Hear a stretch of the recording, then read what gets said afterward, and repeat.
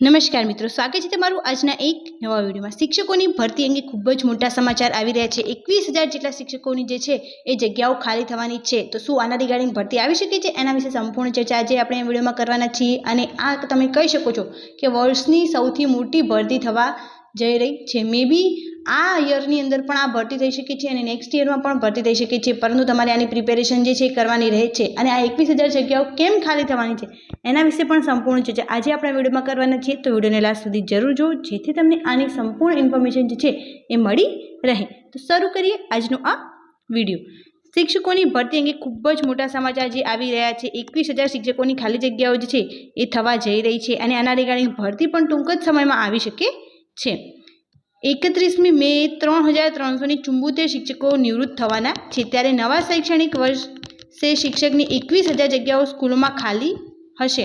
આ વર્ષથી જે છે 21,000 જગ્યાઓ ખાલી થવાની છે। 31 મે જે બીજા અમુક 3,374 જે શિક્ષકો જે છે એમની જગ્યાઓ ખાલી થવા જઈ રહી છે। તો ચોક્કસપણે આના રિગાર્ડિંગ ભરતી જે છે એ ટૂંક જ સમયમાં આવી શકે છે। તો આના માટે ચેનલને સબસ્ક્રાઈબ કરીને જરૂર રાખો, જેથી જ્યારે પણ આની અપડેટ આવે ત્યારે સૌથી પહેલાં અને સચોટ રીતે જે છે તમને એની ઇન્ફોર્મેશન મળી રહે।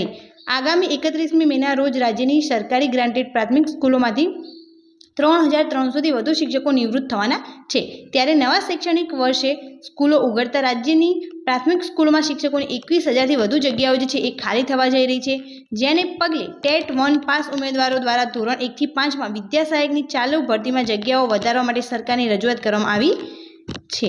અત્યારે જે છે વિદ્યા સહાયક તરીકે જે છે ભરતી કરવામાં આવી રહી છે ટેટ 1 પાસ જે ઉમેદવારો છે એમના માટે ધોરણ 1થી 5ની અંદર।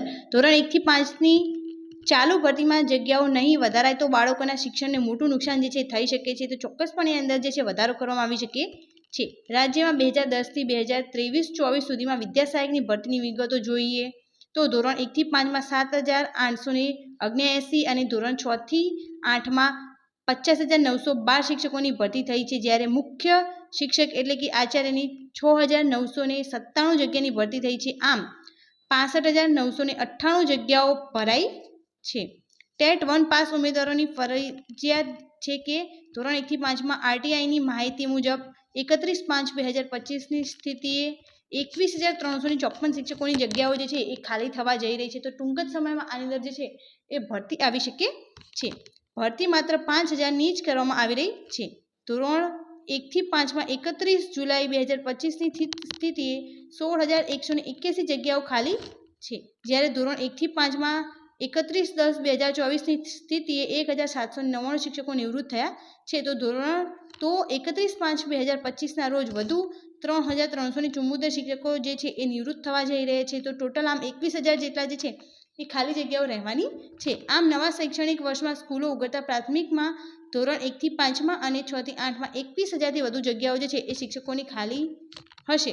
ટેટ 1 પાસ ઉમેદવારોની ફરજિયાત છે કે જો વિદ્યા સહાયકની ચાલુ ભરતીની પ્રક્રિયામાં જગ્યાઓ નહીં વધારવામાં આવે તો મોટી જે છે એક શિક્ષણની અંદર મુશ્કેલી ઊભી થઈ શકે છે અને બાળકોના અભ્યાસને મોટું નુકસાન થશે। આ મુદ્દે ઉમેદવારોએ સરકારને રૂબરૂ રજૂઆત પણ કરી છે। આ ઉપરાંત ઉમેદવારોની ફરજિયાત છે કે કચ્છમાં 4,100 પ્રાથમિક શિક્ષકોની ખાસ ભરતીની જાહેરાત કરાઈ હતી। જાહેરાતને 2 મહિના થઈ ગયા, પરંતુ હજુ સુધી કોઈ જ પ્રક્રિયા કરાઈ નથી। કચ્છની અંદર કાયમી શિક્ષકોની ભરતી જે છે એ થવા જઈ રહી છે 4,100, એની પણ વિડીયો જે છે ચેનલ પર અવેલેબલ છે।